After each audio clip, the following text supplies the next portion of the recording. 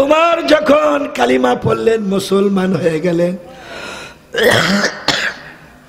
আল্লাহ নবী ডাক দিলেন, উমর কালিমা পড়ার পূর্বে ছিল জাহান্নামের কিনারায়, কালিমা পড়ার পরে উমর চলে গেছেন জান্নাতের মিনারায়।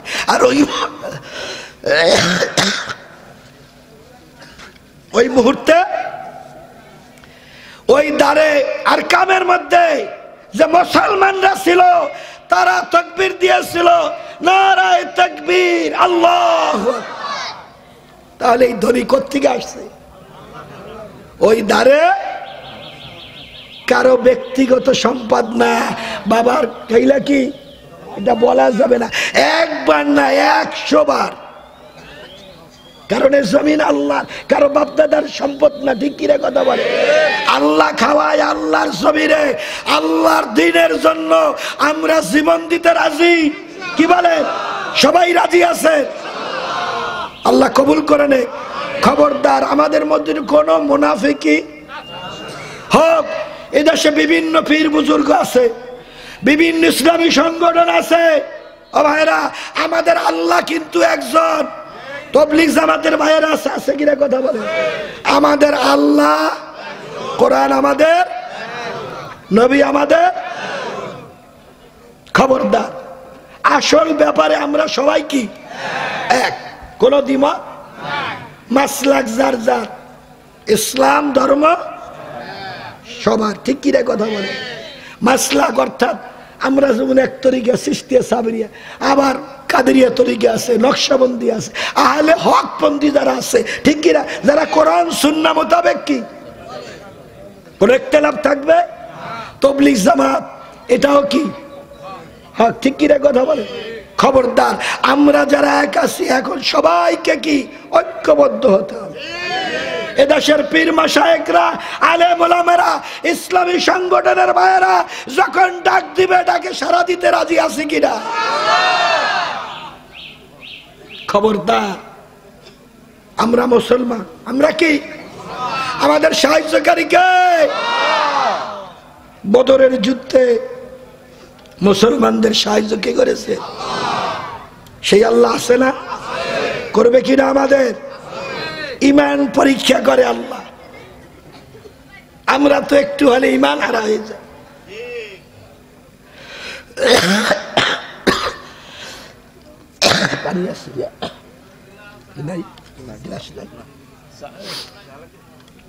আমার ভাইরা বাবারা, তাহলে বলতেছিলাম ইমাম আহমদ ইবনে হাম্বল ওই রুটির দোকানদারকে জিজ্ঞেস করলো, তো বললো যে আমার জীবনের সব দোয়া কবুল হয়েছে, কিন্তু একটা দোয়া এখনো কবুল হয়। সেই দোয়াটা কি? আল্লাহর কাছে দোয়া করেছিলাম, আল্লাহ যুগ শ্রেষ্ঠ মুহাদ্দিস ইমাম আহমদ ইবনে হাম্বলকে যদি পাইতাম, বুকের সাথে কবলে একটা সুমা। সুবহানাল্লাহ। তো ইমাম আহমদ ইবনে হাম্বল বলতেছে, ভাইজান এই দোয়াটাও আল্লাহ কবুল করে নিয়েছে। তো এখন দোয়া আমরা যে করি, দোয়া কবুল হয়? কি বলেন? দোষ তো সব ইমাম সাহেবের। হুজুর কি দোয়া করেন? দোয়া তো, আরে মিয়াদ, হুজুর তো দোয়া ঠিকই করে, তুমি তো দোয়ার কাজ করো না। যত শয়তানি বদমাইশি মুনাফিকি নাই কোনটা আমাদের মধ্যে?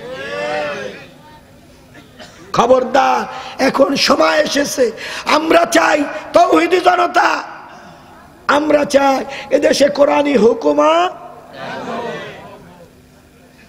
আল্লাহ কবুল করে নে। একবার দেশ স্বাধীন হলো ৭১, ঠিক কিনা কথা বলে?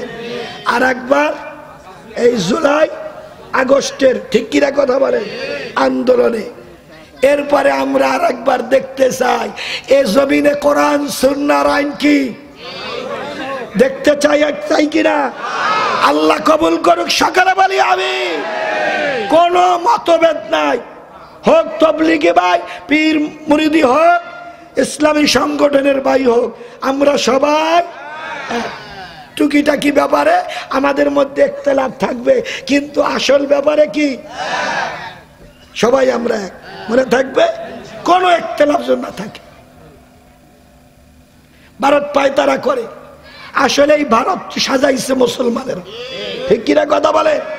এই ভারতের শাসক কারা ছিলেন? তোমরা আজকে ইতিহাস পড়ো না। আজকে বাংলাদেশ, মিয়া বাংলাদেশ তোমাগো 100 সৈনিক, আমাদের বাংলাদেশের একজন ঈমানওয়ালা মুসলমান। কি বিশ্বাস হয় না? এদেশের সব পরাশক্তিগুলো, খ্রিস্টান বলেন, বৌদ্ধ বলেন, ইহুদি নাসারা বলেন, সব মুসলমানের বিপক্ষে, সব শক্তি এক। কি বলেন? ওরা মুসলমানদের উপর অত্যাচার, জুলুম করে, টর্চার করে, মুসলমানদেরকে বারে মারতে মারতে ওরা কি হয়? দুর্বল হয়ে যায়। মুসলমান মার খেতে খেতে দুর্বল হয়। তার প্রমাণ আমরা আফগানিস্তানে। রাশিয়ার পরাশক্তি আফগান থেকে বিতাড়িত হয়েছে। অত্যাধুনিক ট্যাঙ্ক কামান নিয়ে, বোমা নিয়ে যখন আফগানের নিরহ সৈনিকদের উপরে যখন অত্যাচার করেছে, আমার ভাইরা, ওদের তো অস্ত্র নাই, মুসলমানের অস্ত্র আছে। ওই যা দুই একটা ক্যাম্প ঘেরাও করে ওখান থেকে যা সংগ্রহ করে, এইগুলা নিয়েই তারা কি, ওরা ইমানের বলে বলিয়ান। কিসের? ইমানের বলে বলিয়ান। ওরা যখন নারায়ে তাকবীর আল্লাহু আকবারের ধ্বনি দিয়া সামনে আগায়, এই রাশিয়ার সোলজারেরা বলে যে আমরা ট্যাঙ্ক কামানের বোতাম টিভি কাজ হয় না। ওদেরকে যখন বন্দি করে আফগান মুজাহিদরা, তাদের বন্দিশালা যখন নিয়ে আসে, জিজ্ঞাসা করে তোরা এত অত্যাধুনিক ট্যাঙ্ক কামান বোমা তোরা কেন আমাদের কাছে সারেন্ডার করিস? তো বলতেছে যে আমরা যখন তোরা হাত উঁচু করে কি যেন বলিস, তখন আমরা বোতাম টিভি দেই, বোতামে কাজ হয় না। সাহায্য কে করে? আল্লাহ। ও মুসলমান, আমরা তো ট্যাঙ্ক কামানে বোমায় ইমানের বলে বলিয়া। ঠিক, আমাদের সবচাইতে বড় সম্পদ কি? ইমান। জোরে বলেন কি? ইমান। এত ওয়াজ নসিহত, প্রতি বছর ওয়াজ নসিহত হয়, তারপরও কি কোরআনে কাজ হয় না? কি বলেন? কাজ হবে কেমনে? সব জায়গায় তো দুর্বল। আজকে জানেন না, আসার আগে অনেক মা বোনেরাও সংবাদ পাঠাইছে যে হুজুর যেন একটু এই ছেলে মেয়ে সম্বন্ধে কি এর আলোচনা এক বিষয় হলে করা যায়। এটা মানুষের কোনো জায়গায় যদি আঘাত লাগে, ডাক্তারের কাছে গেলে কয় যে কি মালিশ করো, স্প্রে করো, ব্যথা কি?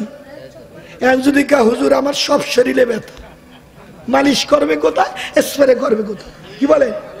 এটা আমাকে অবস্থা কি? সর্বাঙ্গে ব্যথা, ঔষধ লাগাবো কোথায়?